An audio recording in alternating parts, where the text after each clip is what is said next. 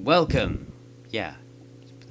Hello and welcome one and all to the first deck show, because I have done in a very, very long time. Probably about 5 or 6 weeks.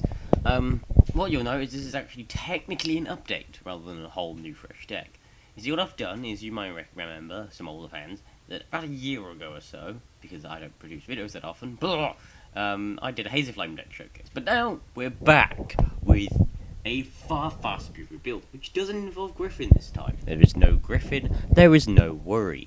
So yeah, there's essentially there's less focus on having to utilize Pillar as opposed to other things. So it's not going to crash and burn.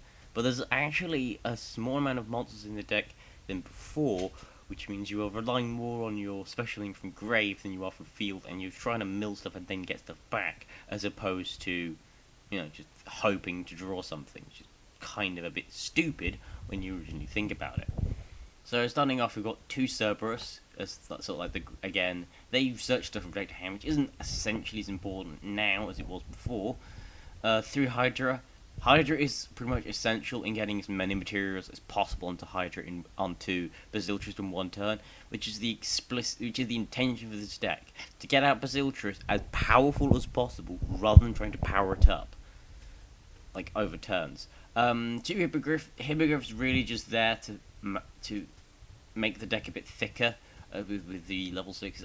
I hope that eventually they bring out more Hazy Flames. I think I said this before, because they really need more than just Hippogriff. But Hippogriff also has 200 defense, which means it can be searched by other means. We also got 2 Manticore, mainly because he's one of the more powerful monsters, and he can pretty much protect himself even if you're putting dark holes.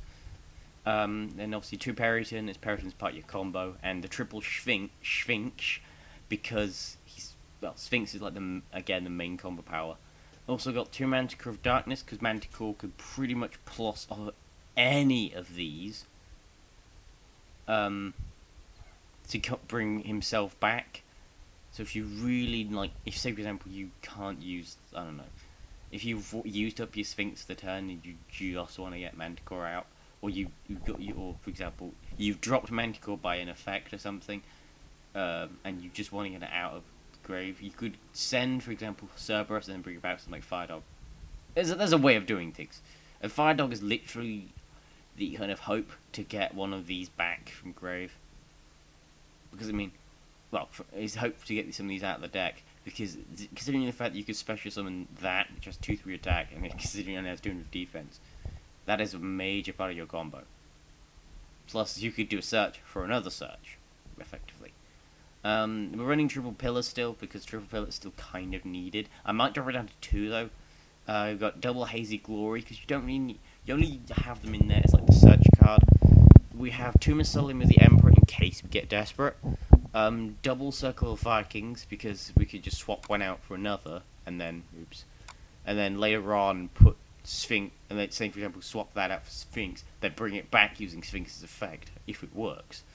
Rekindling, because, well, if you have all of those in grave, for example, you could literally break out a 1-turn 5 material Basiltrus no issue, which is pretty damn powerful. That's like your last resort, yeah, your opponent's gonna die moment. Foolish Burial to drop, you could drop that. Well, I don't think you can, because it doesn't get destroyed, but you could drop your Manticores, you could drop your use Hydras, your Griffs, anything really. And obviously double Mirror Force, because this deck doesn't, although it can't be targeted by card effects, they really don't do very well battle-wise. Double MST, because triple is a bit cloggy at times, because sometimes you don't need it. Double Dark Ride, because, well, it's sometimes better to negate something than just outright destroy it. Then 2 Core Holders, I would put thinking about a third in, but Soul Charge is probably more useful, because you do need to get them out en masse. And obviously you got double Escalation Monarch. Similar reason for the rest of these cards, it's just to try and get the monsters out. And finally 2, technically they're monsters, because technically the monsters, the first Monarch, which works really well for this deck, because obviously they're level 6s, and you can literally discard one card and change its attribute. Of course, the second part of it doesn't really matter, because it says, although you cannot special summon monsters except monsters with this card's attribute, if you just change it to fire, you're gonna want to go into Basiltrus anyway, so it's not really problematic. As long as you know what you're going to go into, you can just play off it. Side deck so far is just Soul Charge, because I'm not entirely sure if I need another card like Escalation. I think Escalation is faster, so it's probably better. Well, it's probably a bit more annoying than Soul Charge. Obviously, extra deck is Triple Ziltrus. This weird thing called Fairy Knight in Guna. Weird thing? Yeah, weird thing. It's actually quite cheap, so that's good. Gauntlet Launcher, because I discovered it recently. Well, I think I had it in my previous book, but it's still pretty good. Double Photon Strike Bouncer, because you want to be able to negate stuff, because Ziltrus does not do that. Then you've also Solder, mainly because the only reason you do that is because of Hydra, and he is relatively good to stop your opponent's plays. And then finally Constellar Ptolemy M7, because you can bring him out, and plus the fact being able to return stuff from the hand to the hand rather than banishing it can also be useful, and sometimes more useful than Baziltrus. So it all depends on the situation. Plus the fact it's a bit more powerful attack-wise than most of your stuff at base level. Anyway, guys, this has been a Hazy Flame deck trick. I hope you guys enjoyed. I genuinely hope you think it's better than the other one. In case otherwise, what's the point of making an updated version? I hope you guys enjoyed. Don't forget to leave a like, favorite, and subscribe.